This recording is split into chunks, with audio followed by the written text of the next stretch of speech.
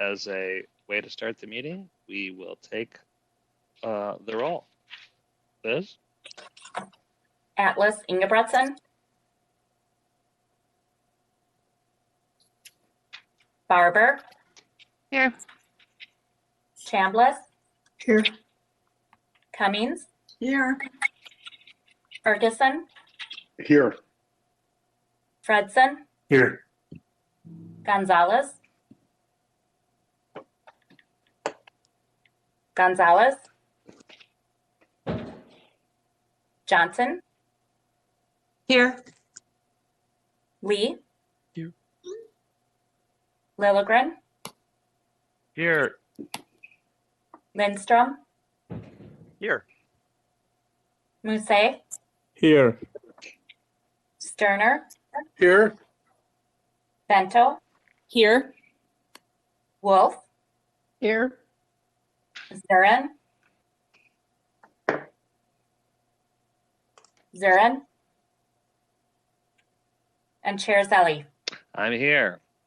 We have a quorum. And you all see the agenda, and unless there's any correction or amendment, we will deem it to be approved. So on to the approval of minutes from February 10th, 2021. May I have a motion to approve the minutes? Vento moves approval. Thank you, council member. Is there a second? Second by Gonzalez. Perfect. Any corrections? No? All righty. Liz, you can call the roll. Atlas Ingebretson. Barber. Aye. Chambliss. Aye. Cummings. Aye. Ferguson. Aye. Fredson. Aye. Gonzalez. Aye. Johnson. Aye. Lee. Aye. Lilligren. Aye. Lindstrom. Aye. Musset. Aye.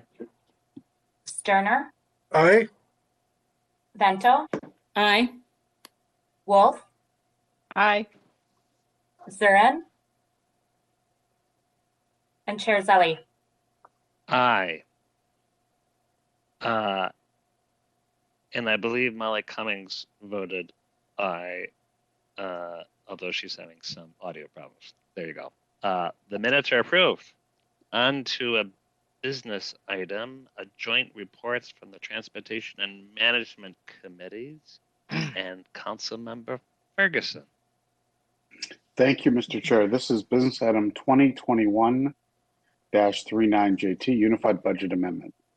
This amendment incorporates changes to the 2021 operating and capital budgets reviewed and approved by the Transportation Committee on February 8th and the Management Committee on February 10th.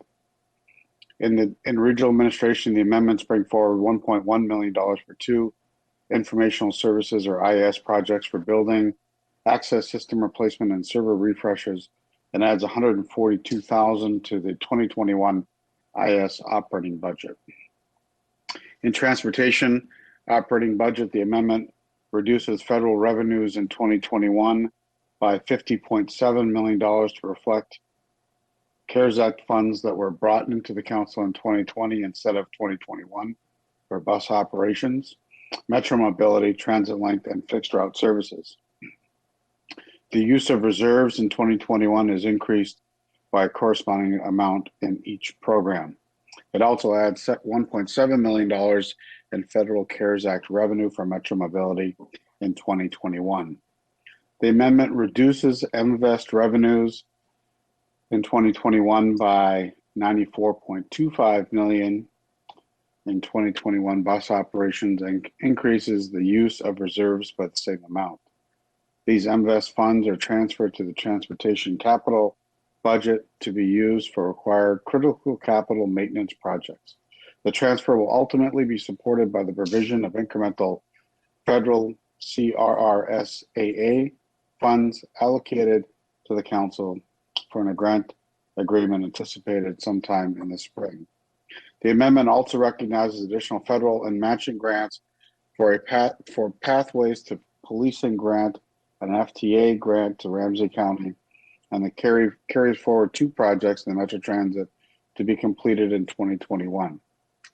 In the capital budget for Metro Transit, the amendment adds $94.25 million in invest funds to support 11 critical bus maintenance projects and 6 light rail maintenance projects, including substantial projects for the blue and the green lines. The motion is that the Metropolitan Council authorizes the 2021 Unified Budget Amendment and in accordance with the attached tables. Thank you. Is there a second? Second by Barber. Thank you, Councilmember Barber. Any discussion, questions? All right, hearing none. Liz, you can call the roll. Barber, Aye. Chambliss, Aye. Cummings,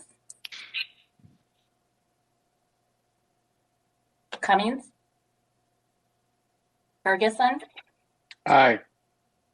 Fredson, Aye. Gonzalez, Aye.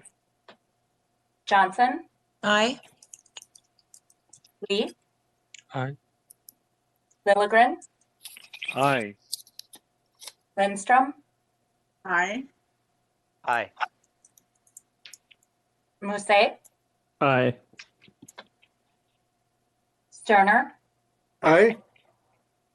Vento, Aye. Wolf, Aye. and Chair Zelli. Aye.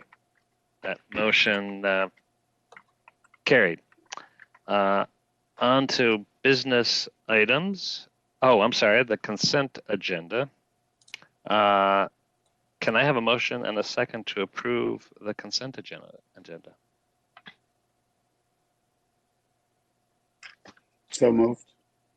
Second by- Councilmember Ferguson. Thank you, Councilmember Ferguson and Councilmember Barber, I think. No. Who is the second? I said one. Councilmember. Thank you, Chai, Councilmember Lee. Any discussion? All right, hearing none. Liz? Barber, Aye. Chambliss, Aye. Cummings, Aye. Ferguson, Aye. Fredson, Aye. Gonzalez, Aye. Johnson, Aye. Lee, Aye. Lilligren, Aye. Lindstrom, Aye. Musse, Aye. Sterner, Aye. Vento, Aye. Wolf, Aye. and Chair Zelli. Aye. Well, the consent agenda is approved. Now on to reports of standing committees. And first up, Community Development, Councilmember Lilligren. Yeah, thank you, Mr. Chair. Separate from the consent agenda, Community Development Committee brings one item for consideration this evening, and that is business item 2021-47, and it's to approve the 2021 Livable Communities funding, scoring, and program criteria.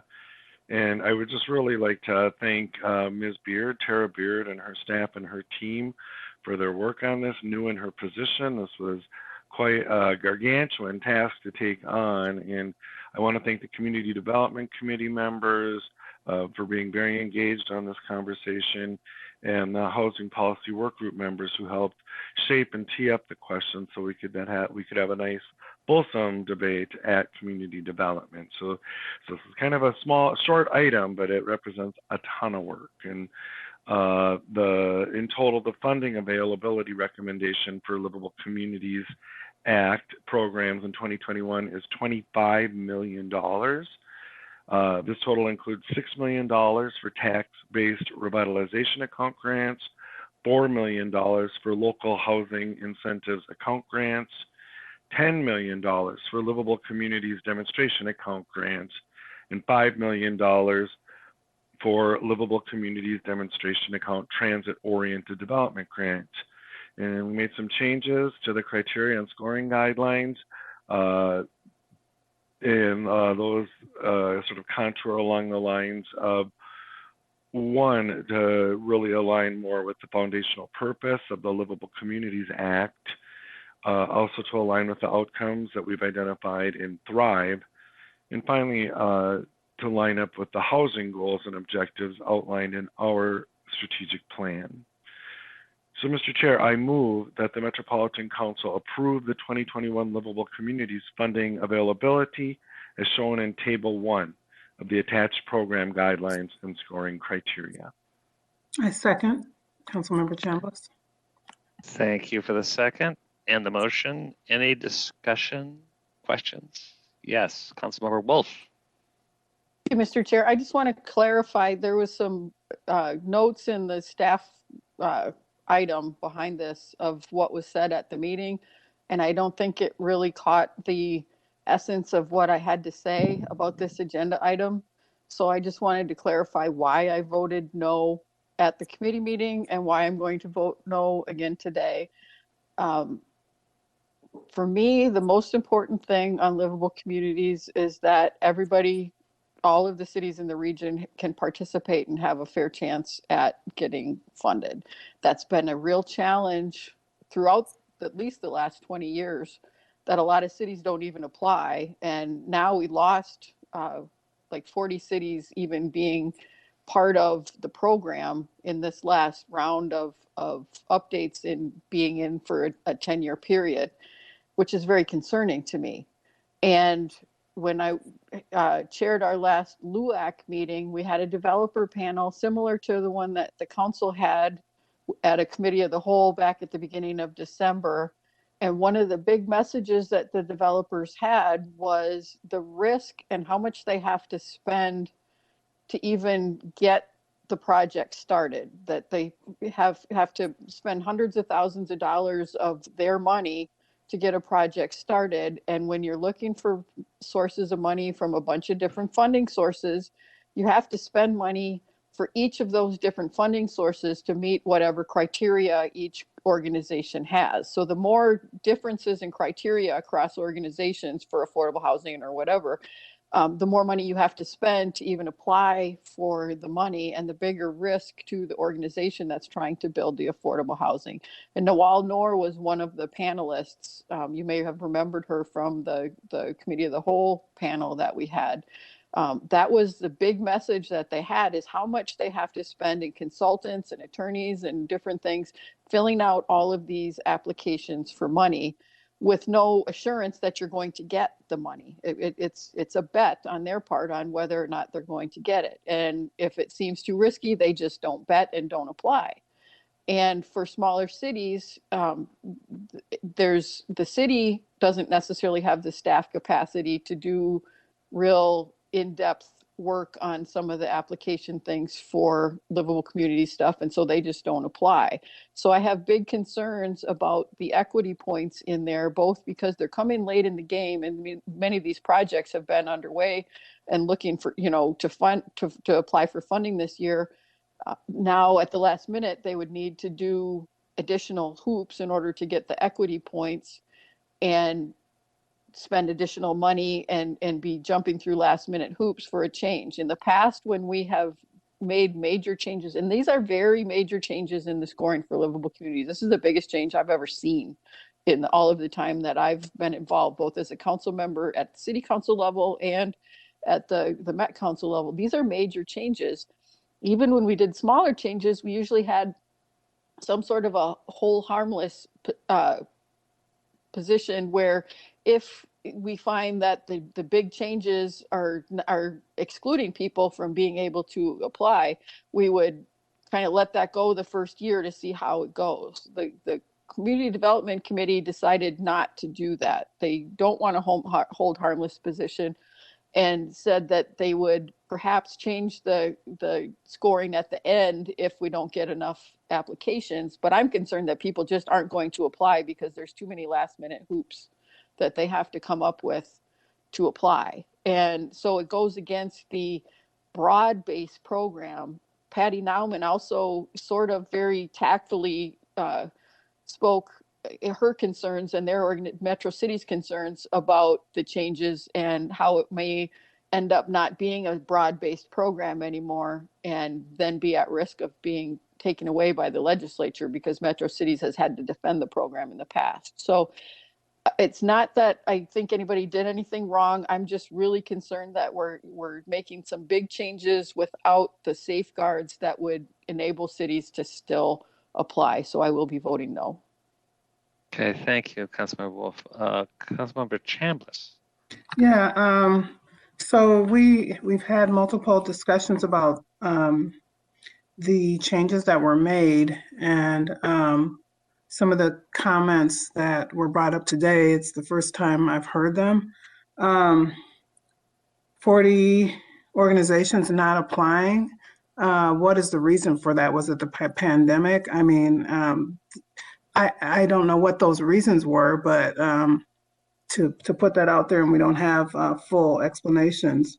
Paying for equity points, you know, I don't know that that's fair. I think that's very unfair. People are not paying for equity points.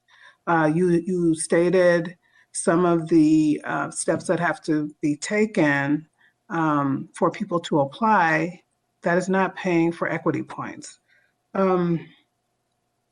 Stating that the Community Development Committee doesn't want to hold harmless. Where is that coming from? I think that also is unfair to say that about the Community Development Committee, and saying that the broad-based program is going away is also a false statement. So it's very unfortunate that is coming out in this manner. I'm just shocked. That's all I'm going to say. I'm just shocked.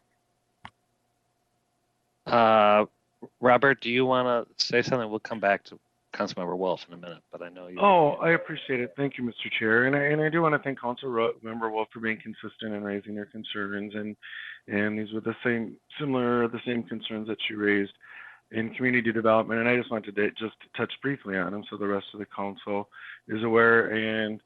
And although I haven't been here for the whole term of the Livable Communities Act funds, this likely is the biggest change, and it's certainly the biggest change in quite a while. And that was somewhat our intent, to realign the program to more closely reflect the legislative language and the legislative intent. And sort of what had happened was, through the years, layers of different interests in the criteria and scoring had been created, and the intent was to kind of clear that away and really get back to that original Livable Communities Act language.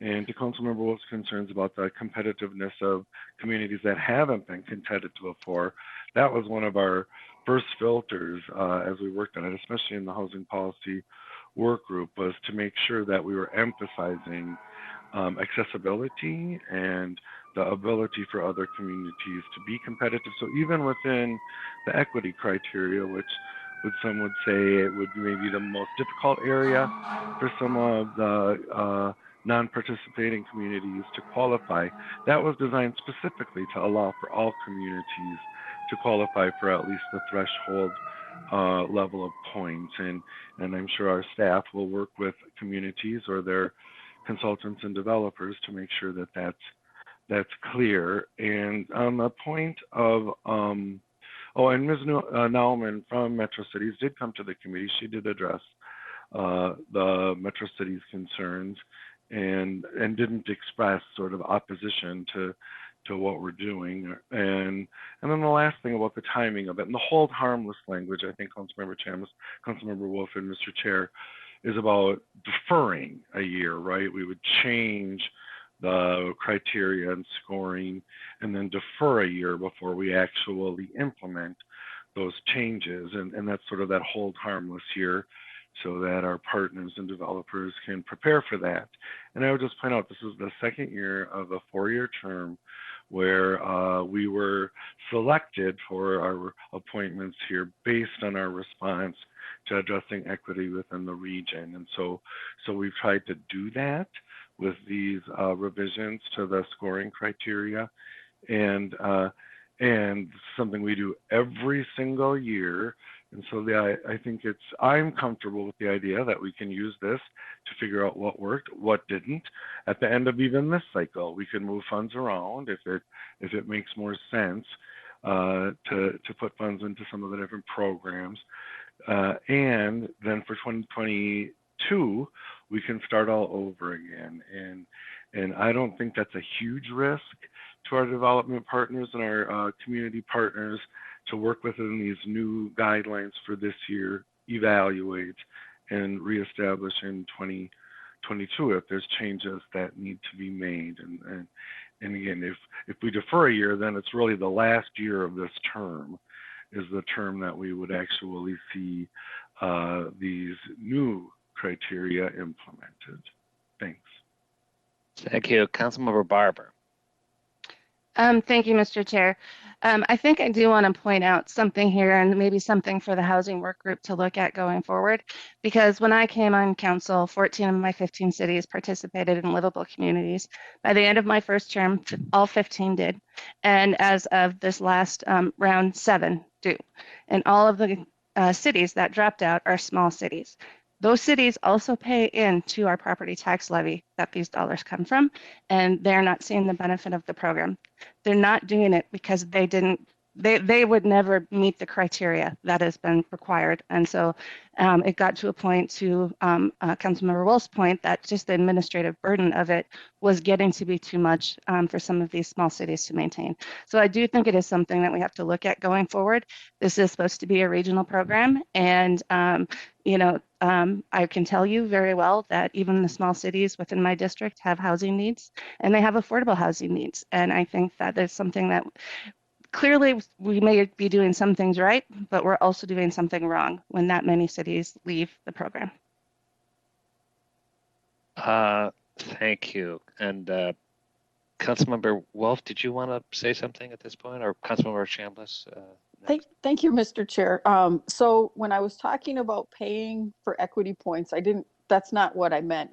The developers said they have to pay consultants to help them fill out the applications for all of the different funding. So the more different questions between different sources of funding, the more consultant time they have to pay for to apply for all of the different money. If everybody had the same questions, they could fill out one application and be done, but it doesn't work that way. Each group wants to have their own criteria.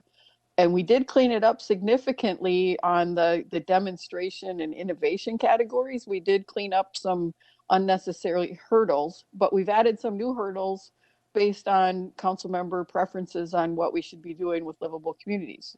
And it's going to be meaning that fewer people apply, because even though they had the potential to win before the grant money, a lot of cities weren't applying. Most of the suburban communities don't put in applications at all, even if they're members.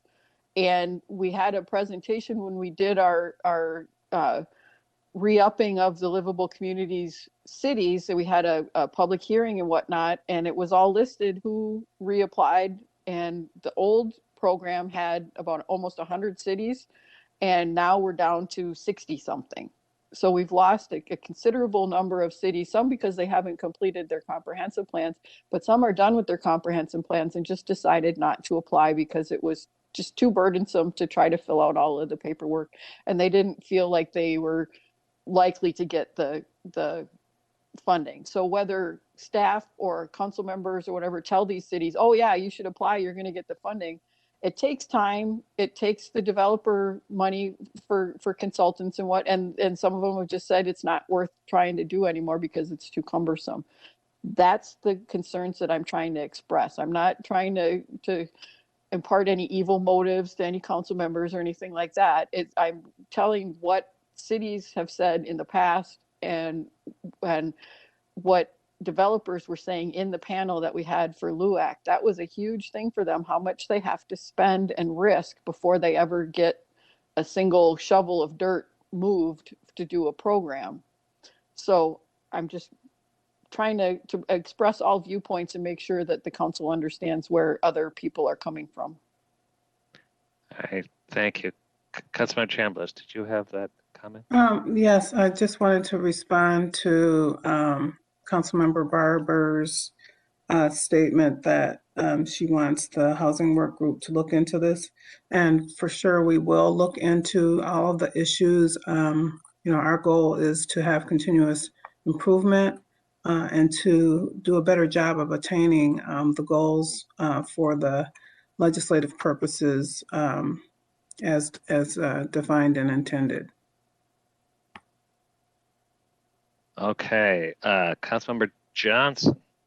Thank you, Mr. Chair.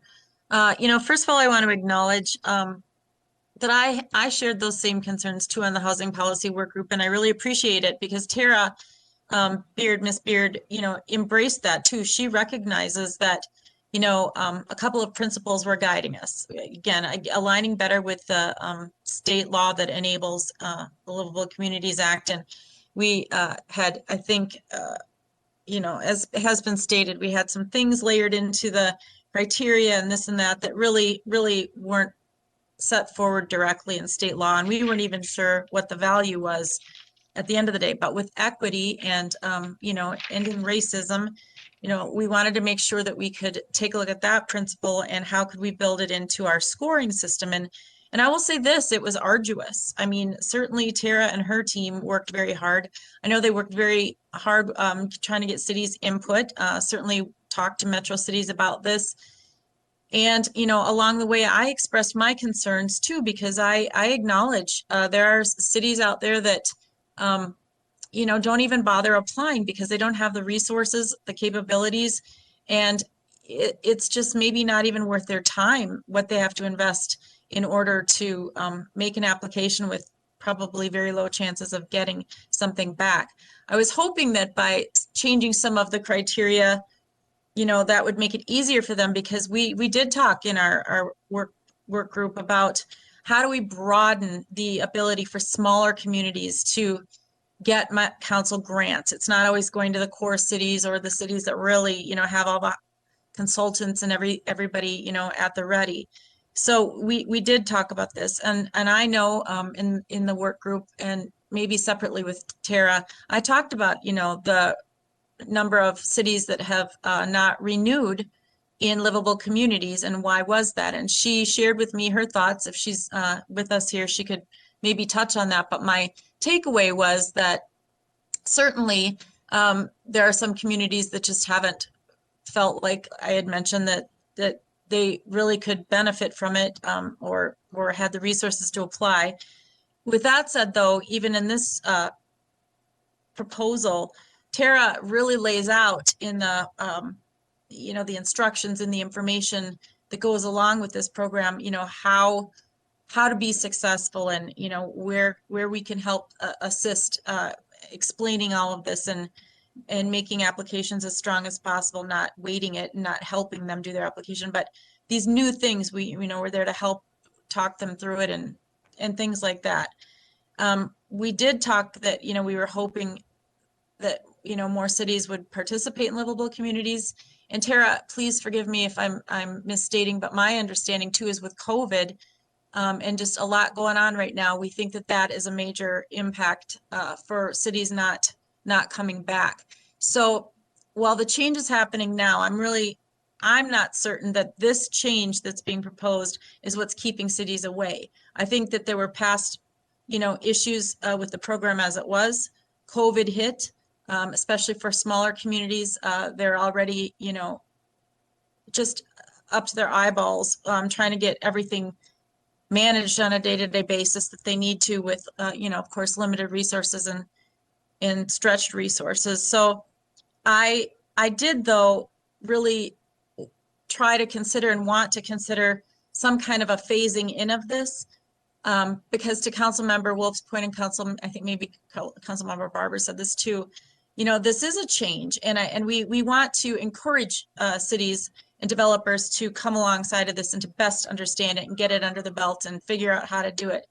But you know, there was the point that was made, well, you know, if we phase it in or give a grace period of a year, you know, we kind of lose a year or two. So I'm really up in the air on that one, because something in my gut tells me that, you know, if we phase it in, you know, the developments that might have come forward under the past criteria that are still really stellar projects and haven't maybe had the time to pivot and figure this out. I mean, nobody wants to lose good projects. And nobody wants to put a chill on cities and developers participating. That's not our intent. So I am still open to the idea of, you know, somehow phasing in this criteria. But I will also say Tara and the work group said we are absolutely still continuing to collect feedback on this, taking in comments, making sure, and we know there will be probably adjustments and changes in the future. We don't want to be heavy-handed in this either. But it is, again, to align with legislative state law and our own council goals, you know, around equity and affordability and our framework that we've adopted with greater MSP and CEI for the region. So, you know, I'm open to a phase-in approach where we don't push people off the cliff that can't, you know, get into this program the way it's moving forward. And I really encourage cities to be very direct with us. If they haven't already given us the feedback, which I know we've done a lot of outreach and we've gotten input, to continue to do that.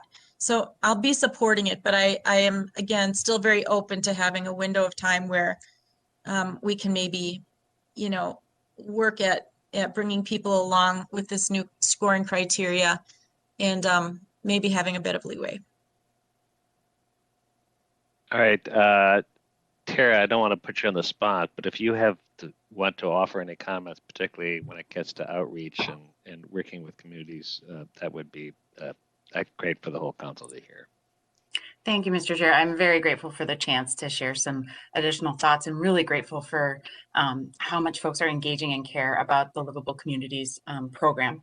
The main points that I wanted to make, or issues that I wanted to make sure I addressed, though I'm happy to answer questions, is that the re-enrollment process really needed to be underway and basically completed by October of 2020 to be able to adopt goals by November 15th of 2020, which is the statutory requirement to re-enroll. And that was prior to any of these big changes being shared publicly. So my perception, my take is that a lot of that lack of re-enrollment, to the extent that the lack of re-enrollment was connected to frustrations and inaccessibility to the program, have to do with how the program has been run.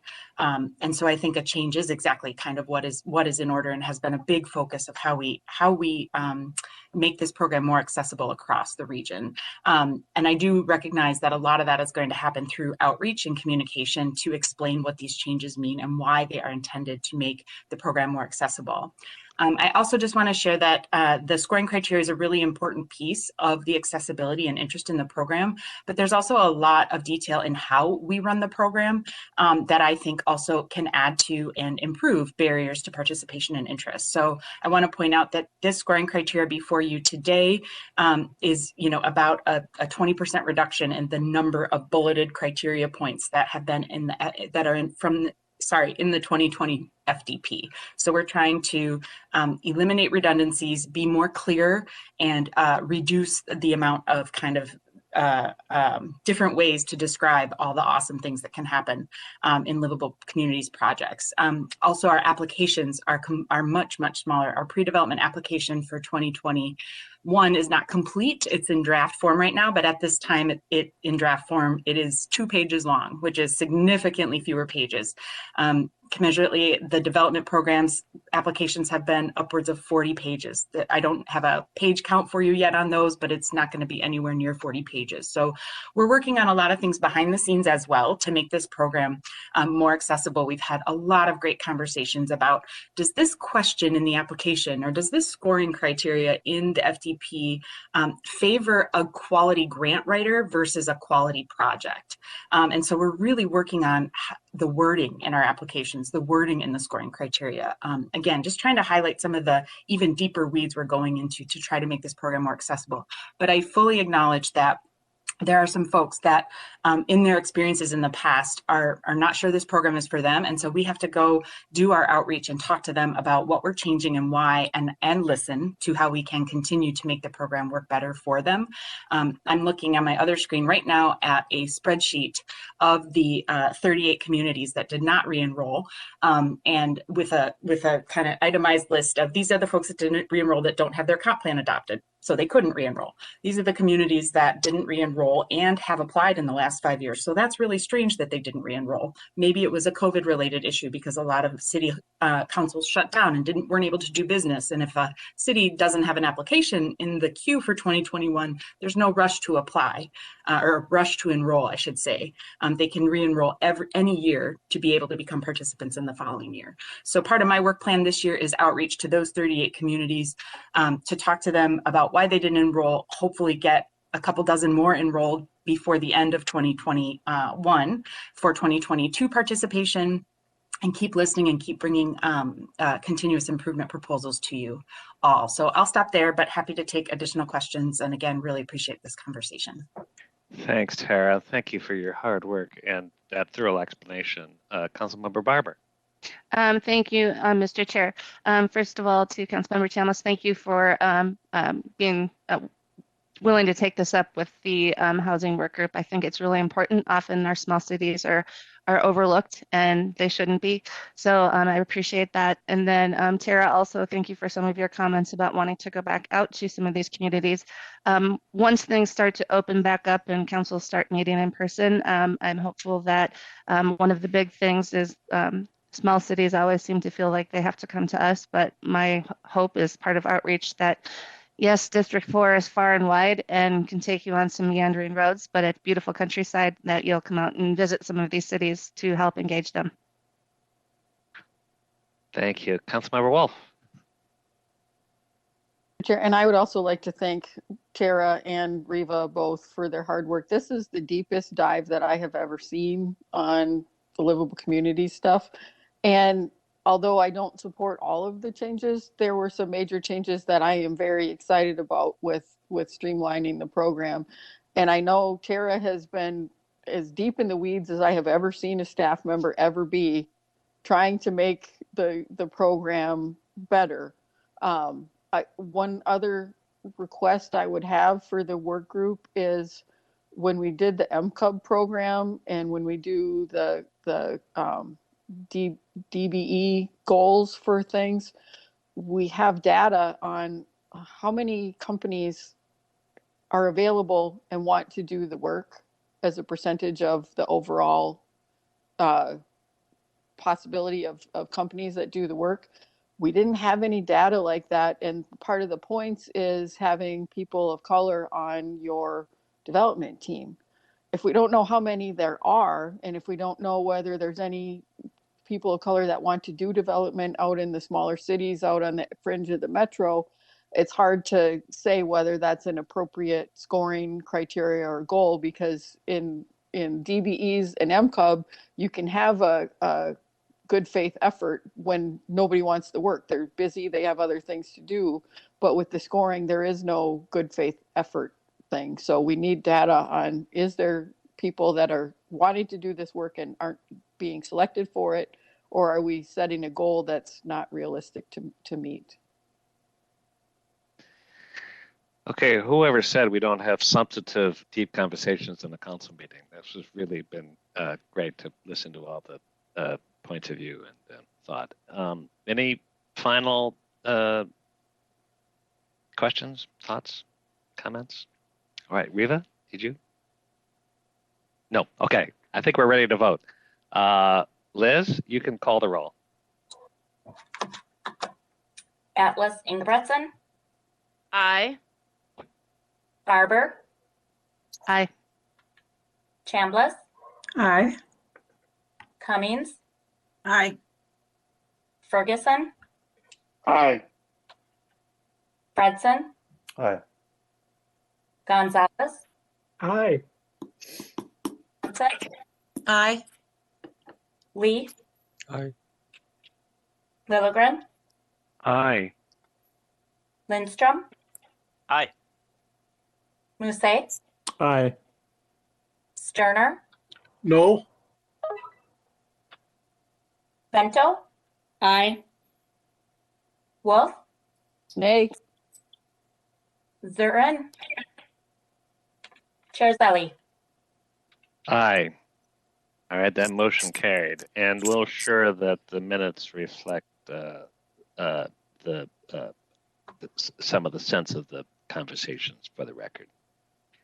On to the Environment Committee. Councilmember Lindstrom, what do you got for us? Two great items, Mr. Chair. The first one is regarding our I&I program, municipal I&I. It's a grant program. As you may recall, we received $5 million from the bonding bill from the legislature and the governor. And these are for I&I grants. These are going to, or will be going to, eligible cities within our service area. And the whole idea here is to reduce I&I into our system. And it's similar, Mr. Chair, to programs, I&I programs that we've had in the past in previous bonding bills. I think, Mr. Chair, I think there's something like 80 plus cities that are eligible in our region for these I&I grants. I've gotten the word out to my cities that the ones that are eligible, they're excited about it, and I would encourage my fellow council members to send a note out to their cities as well. In fact, we already had a information session about a month ago, and we had nearly 60 people representing over 40 communities already there. So some may already be aware of it, but I'd encourage you to kind of hammer the point home that we have 5 million that will help stem the tide of I&I, which is continues to be a thorny issue. So therefore, Mr. Chair and members of the council, I move that the Met Council approve the I&I grant program guidelines and authorize the regional administrator to award and execute grants and grant agreements pursuant to the guidelines outlined in attachment A of our business item. Great, thank you. Is there a second? Sterner second. Thank you, Councilmember. Any discussion? All right, Liz, you can call the roll. Atlas Ingebrigtsen, Aye. Excuse me, I think, Sue, that's your dog in the background. I recognize the bark, sorry. Thank you. Barber, Aye. Chambliss, Aye. Cummings, Aye. Ferguson, Aye. Fredson, Aye. Gonzalez,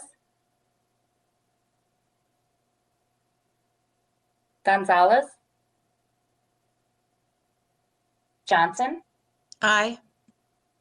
Lee, Aye. Lilligren, Aye. Lindstrom, Aye. Musset, Aye.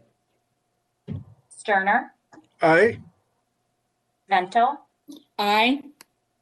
Wolf, Aye. Chair Zelli. Aye. Well, that motion carried. Councilmember Lindstrom. Thanks, Mr. Chair. Second, the Environment Committee is a big project up in Fridley, a new lift station. Plans to be approved. Lift station is the L32A project in Fridley. And this facility plan recommends the design of a new lift on council-owned property, 6900 East River Road in Fridley. And this is going to replace an existing lift station across the river in Brooklyn Park. This project includes construction of the new lift station, odor control facilities, and features to improve resiliency for the region. The project will increase system capacity, minimize wastewater spill potential, address concerns about odors, and will continue to maintain service levels in order to protect the public health, safety, and welfare of people in our region. The plan was available for public review at the beginning of December 4th, with a virtual public hearing conducted December 17th, which was attended by over 30 residents and other interested stakeholders in this project. And those questions and comments have all been responded to by our staff. And following adoption of this plan, it will be submitted to the MPCA, the Minnesota Pollution Control Agency, with an application for project placement on the list for funding through the Clean Water Revolving Loan Fund. So therefore, Mr. Chair and members of the council, I move that the Met Council adopt the facility plan for Fridley Lift Station L32A. This is MCES project number 809-400 per resolution number 2021-5 attached to the business item. Is there a second? I'll second that. Thank you. Any discussion? All righty, Liz, you can call the roll. Atlas Ingebretson, Aye. Barber, Aye. Chambliss, Aye. Cummings. Aye. Thank you. Ferguson, Aye. Fredson, Aye. Gonzalez, Aye. Johnson, Aye. Lee, Aye. Lilligren, Aye. Lindstrom, Aye. Musse, Aye. Sterner, Aye. Vento, Aye. Wolf, Aye. Chair Zelli. Aye. Well, that motion carried. Thank you. On to the Management Committee. Councilmember Ferguson. Thank you, Mr. Chair. We have one report on the business items, and that is business item 2021-40, loan agreement with Metropolitan Public Facilities Authority and issuance of the supporting general obligation sewer notes. Annually, the council applies for a loan from the Minnesota Public Facilities Authority Clean Water Revolving Fund program to fund a portion of the Environmental Services Capital Program over the next year. The council used the loan program for many years, and the PFA loans are a cheaper source of financing than the council issuing its own bonds. This year's loan request is for $50 million. Interest rate on the loan will be 1%, the lowest rate the PFA loan program can offer. This will result in a savings of about $300,000 over the course of the 20-year loan compared to the council bond issue.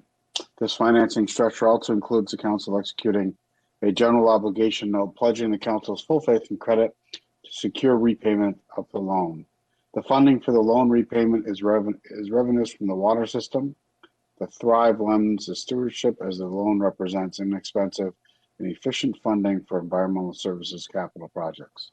Mr. Chair, the proposed action is the Metropolitan Council approve the attached parameters resolution 2021-04, which authorizes the regional administrator to execute a loan agreement with the Minnesota Public Facilities Authority in substantially the same form as the attached agreement, and further approves issuance of the related general obligation sewer note securing the loan agreement in substantially the same form as the note referenced in the resolution.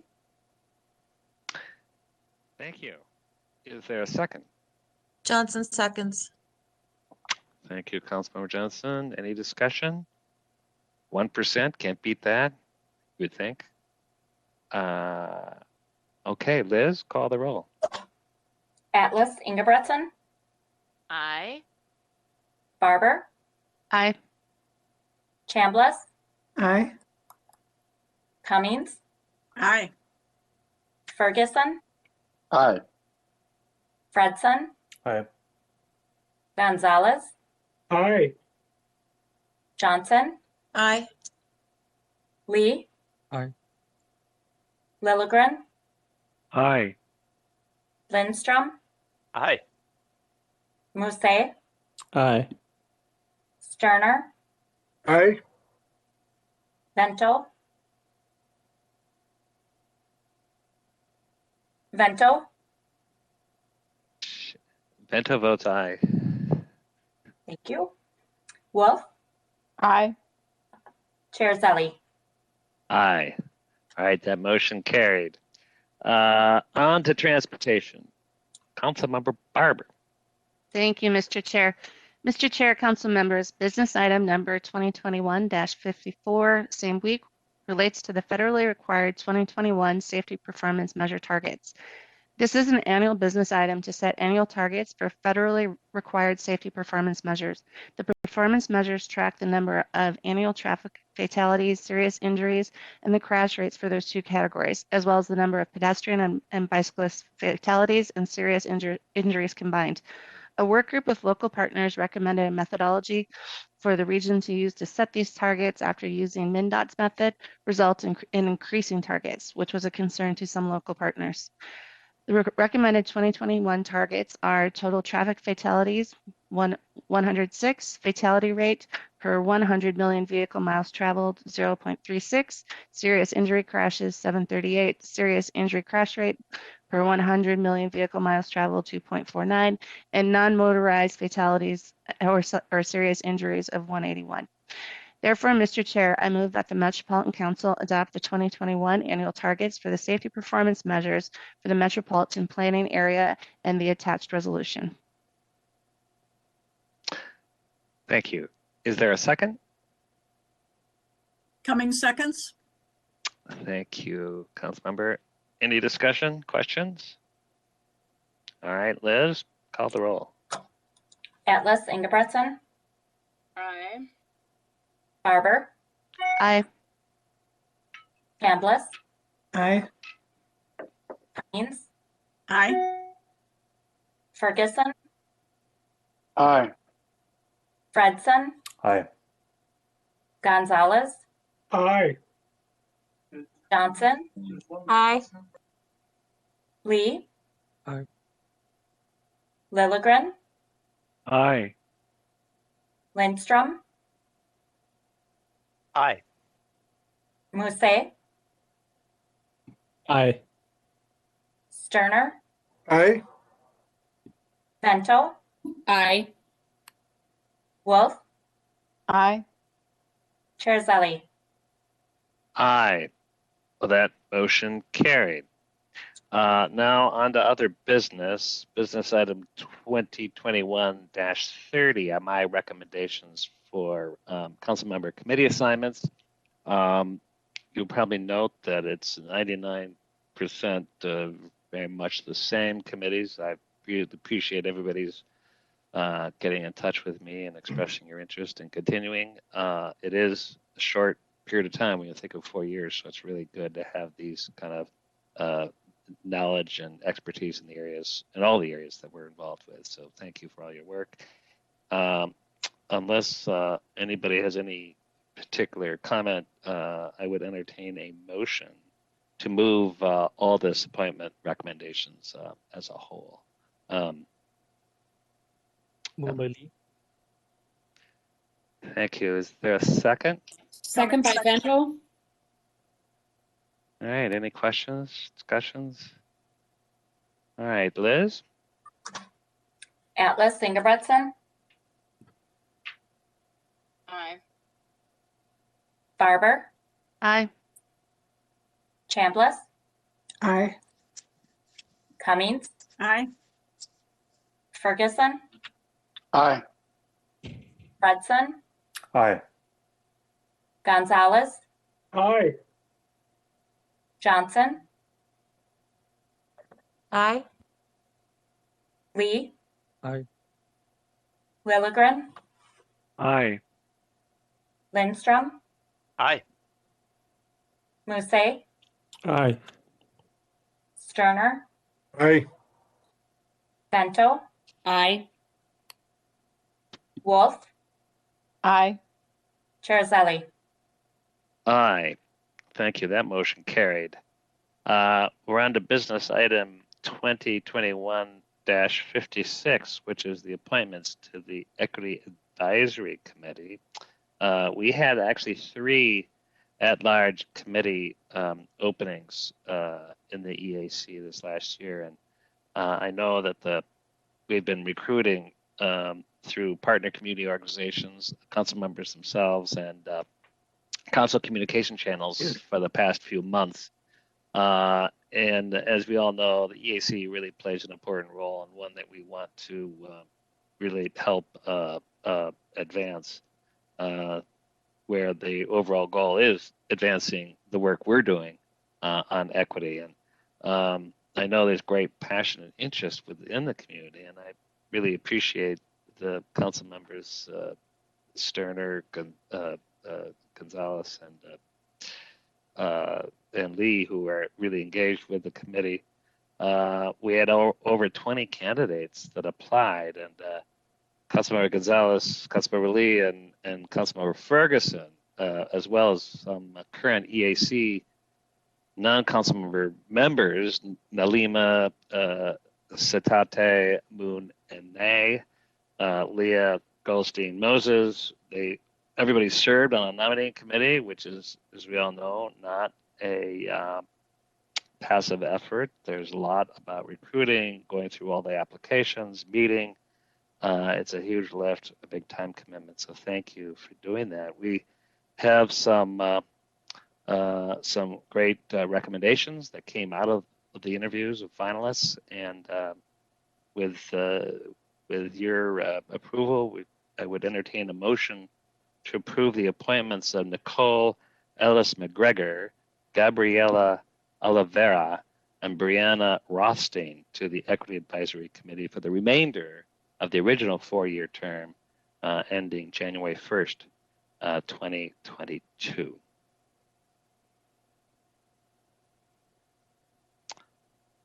Second that motion.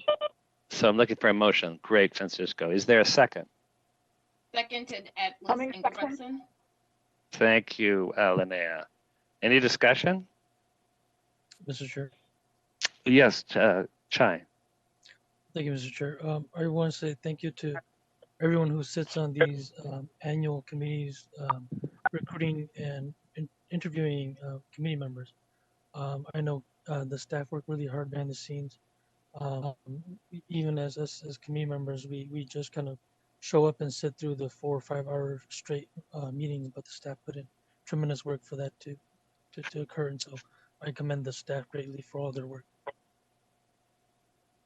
Thank you, Council Member. I didn't mention, but all this work doesn't just happen. We really rely on some wonderful staff. Any other comments, questions? Sarah, this is Councilmember Atlas Ingebrigtsen. Sure. I just want to also thank the committee members who've served on EAC. It's a unique committee of the Met Council. We have a number of people who have served and are now joining, and as members of our community invested in this organization and institution and invested in advancing this work, and just really appreciate the members of community who have dedicated a lot of time and who will be dedicating their time to advancing our efforts in this area. Thank you. Thank you. And the co-chair, Councilmember Gonzalez, you had a comment. Yes, thank you, Mr. Chair. Just to echo what you mentioned about the applicants, we had a large number of applicants, and I'm always amazed and fortunate at the level of the caliber of the applicants that we always receive at the EAC, at least during the time that I've been working or being a part as co-chair of the EAC. The 3 individuals that were recommended today, they bring unique perspectives that we thought really enhance the work of the EAC, but any of the other applicants that we have could have done an excellent job too. One last thing is that we still have 1 opening for a council member at the EAC. So currently there's 3 of us that are serving there, and the main role of the council members at the EAC is to serve as liaisons between the different standing committees of the council with the EAC. So I will encourage all of us, all of you who are not a part of the EAC, to perhaps think about joining us. And we're the cool kids, so you'll have fun at the EAC. So thank you.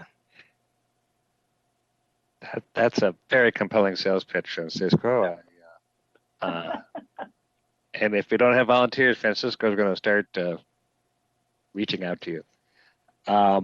Any other comments, questions? All right, Liz, let's call the roll. Atlas Ingebretson, Aye. Barber, Aye. Chambliss, Aye. Cummings, Aye. Ferguson, Aye. Fredson, Aye. Gonzalez, Aye. Johnson, Aye. Lee, Aye. Lilligren, Aye. Lindstrom, Aye. Musse, Aye. Sterner, Aye. Bento, Aye. Wolf, Aye. Chair Zelli. Aye. That motion carried. Thank you all. Well, we have a final item today, which is an information item, and one I think has garnered a lot of community interest. The network next outcomes, and coming up with an F, G, and H line recommendations. And I have to say, this is pretty exciting work, and we're going to hear from Katie Roth and Charles Carlson. So welcome, Katie. Hello, thank you, Chair Zelli. Good evening, council members. I'm Katie Roth, Assistant Director of BRT Projects at Metro Transit, and I am very pleased to present to you tonight the staff recommendations for our region's next arterial BRT priorities in the F, G, and H lines. If we go to the next slide, please.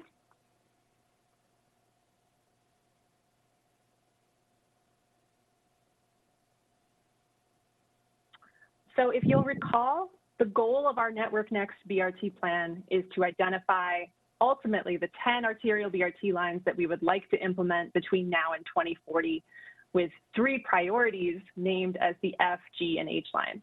These would be implemented following the D, B, and E lines that are in development right now, with all 3 plans to be operational by 2030 pending full funding.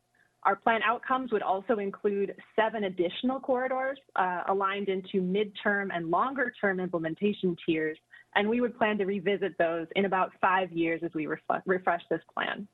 Next slide, please. The process that we're sharing tonight, the presentation tonight, marks the culmination of a very robust and data-driven, roughly year-long process to move from an initial set of 19 potential corridors to an advanced group of 10, and ultimately to the F, G, and H lines reflected in the recommendations. And each of these steps paired technical analysis, engagement with our local governments, and public feedback opportunities on priorities along the way. Next slide. Each of these steps was explicitly based on 4 principles that were rooted in council policy and Thrive and the TPP, and shaped by data and community input. And these principles were to advance equity and reduce racial disparities, build on success to grow ridership, support a transit-oriented lifestyle, and ultimately ensure the long-term sustainable growth and operations of the bus network. Next slide, please. The 4 principles are quantified in the very robust technical analysis that led to the 4 candidates being identified as near-term implementation candidates that we last presented in December. And if we go to the next slide, we can see these 4 near-term candidates shown on the map.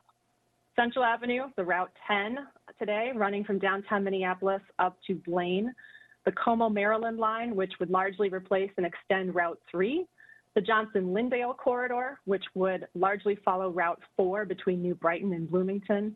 And then the Rice-Robert corridor between Little Canada and Mendota Heights to downtown St. Paul, combining portions of the Route 62 and 68. As we go to the next slide, I'll share that one of the big things we've done since we were last before the council in December was gather a significant amount of feedback from riders and our community members to help us prioritize the F line from that top tier of corridors.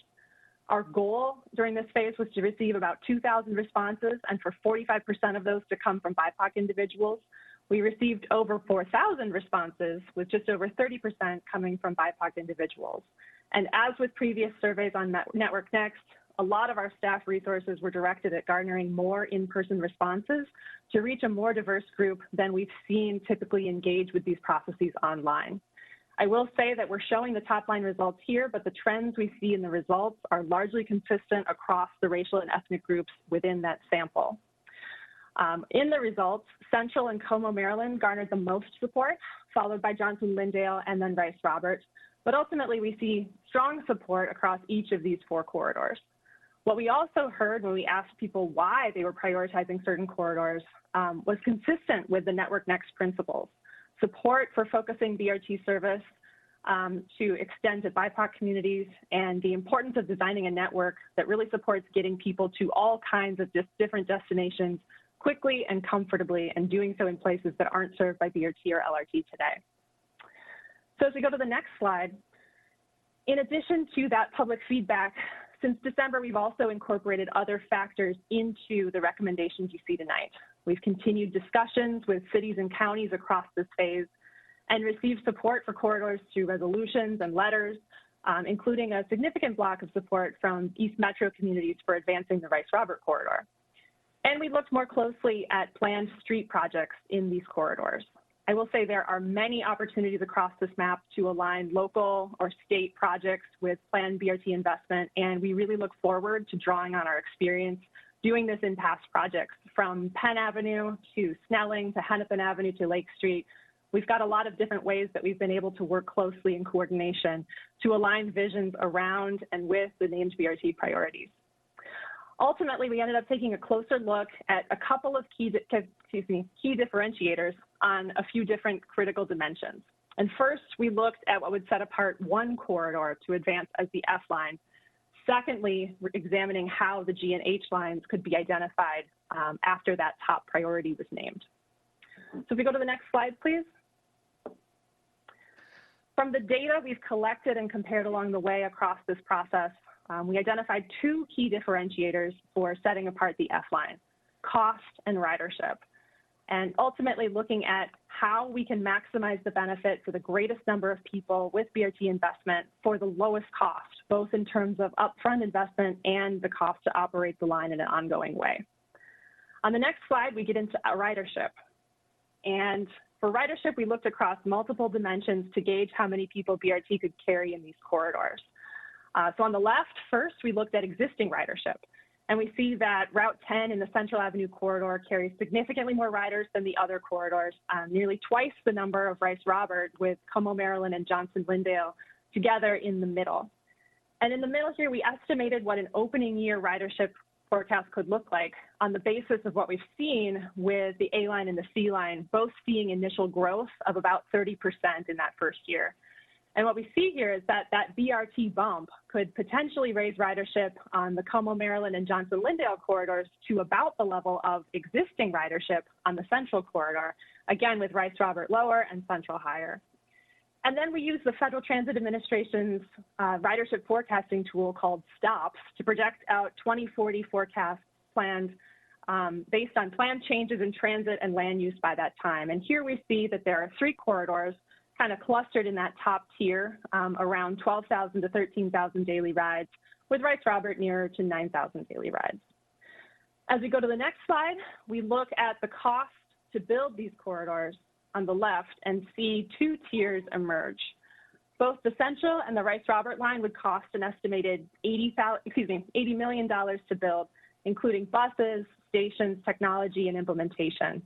And the Como, Maryland and Johnson-Lyndale corridors would be closer to that $100 million range. And then in terms of operating costs on the right, while the arterial BRT program will continue developing projects, until a reliable funding source is identified for Metro Transit operations, we know that we must prioritize investments that limit those ongoing expenses to the extent possible. And here, the demonstrated and sustained demand for a high level of transit service today on the Central Avenue corridor means that the additional cost of running BRT service in that corridor is significantly lower than on the remaining 3 lines. So as we go to the next slide, we bring these 3 dimensions together and see that the very strong ridership and comparatively lower costs of the Central Avenue line set that apart from the 3 remaining candidates. Naming Central as the F line would reflect a corridor that's really ready for BRT implementation now, and continuing to consider the other 3 lines for G and H line implementation. So as we move to the next slide, having identified the F line on the map between downtown Minneapolis and Blaine in Anoka County, we move on to recommendations for G and H lines. And here we looked at something named across our stakeholder conversations and identified through public outreach, which is to expand the reach of the Metro network of light rail and BRT in places not served by those modes either today or in plans. And here, what I've highlighted on this map shows that the Johnson-Lyndale line would generally serve portions of the same communities as the F line in Northeast Minneapolis and as the E line in South Minneapolis, whereas the Como, Maryland and Rice-Robert lines would grow the BRT system into parts of our transit market areas 1 and 2 beyond where other lines are currently planned. So as we move to the next slide, we also looked at the relationship between the potential lines considered for near-term implementation to identify whether one should come before the other. Here we're thinking about how to transition the existing route network into a network that is built around these new BRT spines. And what's highlighted on this map shows that the Como, Maryland line follows Route 3 for much of its alignment today, but instead of going into downtown St. Paul, the BRT line would continue further into the east side of St. Paul to establish more of a grid network and create more connections outside of downtown, including with the planned Rush and Gold lines. We believe that implementing the Rice-Robert corridor first would enable this restructuring more smoothly and allow for a high-quality connection to be in place to serve Route 3 riders who today have a 1-seat ride, but wouldn't as we continue to broaden that network to the east. This is also consistent with the local priority we've heard for Rice-Robert from cities and counties along the line. So as we move to the next slide, bringing these factors together, we recommend that the Rice-Robert line be named as the G line, Como, Maryland be named as the H line, and Johnson-Lyndale be reconsidered in the future for midterm implementation. So moving to the next slide here, pending full funding, we would seek to deliver all 3 lines, the F, G, and H lines on this map by 2030.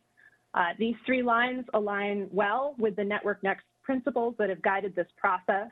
They serve 4 counties and bring all-day Metro service to Anoka County for the first time, and also provide a significant expansion in access by 2030. And digging in a little bit on accessibility on the next slide, we see that on the left, we can compare the planned Metro network without these lines, and on the right, highlight the addition of the F, G, and H lines. This represents the access to jobs on transit within 60 minutes. And highlighted on the right, you can see the plume of increased accessibility that results from adding the F, G, and H lines to the network. So as we go to the next slide, with these recommendations, if we're successful in identifying the funding to advance this vision, in the span of 14 years, we will have delivered 8 lines in the arterial BRT program, the A through H lines, that will crisscross the region and combine with the dedicated guideway BRT and rail lines existing in plans to provide a network of fast, frequent, all-day and high-quality service. So as we move to the final slide here, going over next steps, we share these recommendations today as information, and in doing so, we've also today published the full documentation of the Network Next BRT planning process on our project website. We would plan to bring these recommendations to the Transportation Committee and the full Council in March for your consideration to approve. And concurrently, the process for TAB to award $25 million in set-aside regional solicitation funds for the to-be-named F line would proceed in tandem, culminating in April TAB action after the Council has named the F, G, and H lines. Our next steps in the process later this year would be to turn the page and begin the second phase of Network Next, focusing more on developing local and express bus improvements, along with beginning the early planning work to advance the F line toward 2025 construction. So with that, I'll conclude my presentation and we will welcome your questions. Thank you, Katie. That is a lot of information that you presented really clearly and pretty quickly. So I know we've seen it. Councilmember Barber. Oh, you can finish your thought. No, my thought is this is really exciting. I mean, I've seen it a couple of times and I still get excited. I mean, and this is our vision. And when you see a map with not just the guideways, but all the ABRTs, that truly is the network that we're all striving for. So it's just great to see. But nobody knows that better than our transportation chair. So Councilmember Barber. Well, I just want to give a huge thank you to Katie and to Charles and to all of the people. There's a whole crew of people who have been working on this and accelerating this process during the pandemic and having the agility to split off this part of Network Next to keep it moving so that we can leverage the funding, dedicated funding through the TAB process, regional solicitation process. It's taken a lot of work and a lot of time, but they've done a great job. And I really think, as you said, Chair, that we're starting to see this really connected system that is showing up on the map, which is really what we've envisioned all along. So thank you to you all. You done a great job through all of this. Councilmember Fredson. Thank you, Chair. Yeah, I just wanted to restate the praise for staff for all your work and your recommendations here from a St. Paul standpoint. I feel like this vision serves the whole city of St. Paul. You know, we have the A line on the western half of the city, but all of the organizing that went into Rice and Larpenteur, and I know folks that in West St. Paul have been very active around the proposal there, and then of course cutting across the northern half of the city between Maryland and Como. I just think we can, you know, we have to wait 10 years, but there is a vision in place for us to achieve a really, I think, you know, a strong BRT system that will serve the entire city. So really excited about it. And as ABRT gain more, not just acceptance, but really people are counting on it. You know, I'm always struck by how the private sector development starts happening years in advance of a line coming. So you're totally right. Once we have that on the map, it makes a difference. Councilmember, I'm sorry, Vento. Thank you, Mr. Chair. I have a dog who's sleeping right now, so I figured I'd better speak. I had a great conversation earlier today with one of the city administrators I have the joy of working with, and there's a lot of excitement, as Councilmember Fredson said. It's gonna serve both the city of St. Paul as well as a number of suburbs, and they're pumped and they're moving forward, and this is great news. So thank you to the staff and to the council members who made this happen. I really appreciate it. And see, Councilmember Lindstrom, you had your hand up. Oh, thanks, Mr. Chair. I guess I'll second or third all of those sentiments. We aimed for 2,000 folks to give feedback, and we got 4,000. Pretty impressive. Pretty impressive, Katie, Charles, and all of the folks that are involved in that effort. And I also wanted to back up a step and say that whoever thought of the idea of announcing the 3 F, G, and H at the same time, I think was brilliant, and not just announcing F and then waiting a period of time till G and H. I think that really ameliorates some of the concerns, perhaps not all of the concerns, that when you do look at the map, it's skewed pretty heavy on the western side of things for now. But the fact that we can announce Rice, Robert, and Como is just incredibly significant and helpful, and just the whole fact that this is just the really robust and a data-driven approach, I think is just fantastic. And I just want to hammer home, Katie, the point that you made, that this is I believe, the first ABRT in Anoka County, up to Blaine, which is, I think, the fastest growing, correct me if I'm wrong, the fastest growing city in our metropolitan region, going from 60,000 to 80,000 plus people, with all of those jobs, as you articulated, in that region. So I'm thrilled about that. I think this is a plan that we all can, hopefully we all can get behind. Great. Councilmember Lee. Thank you, Mr. Chair. A lot of our my constituent cities say that they feel like there isn't as much transit infrastructure and facility here in the East Metro, and so I'm really happy and excited and grateful, like Councilmember Fredson says. And now I think that we have to overcompensate, and I hope that the Z line comes soon, and we will go over and annex Hudson. Thank you to everyone and all the great staff. I'm not leaving till we have a Z line. You've heard me say that. That's right. Molly. Thank you, Mr. Chair.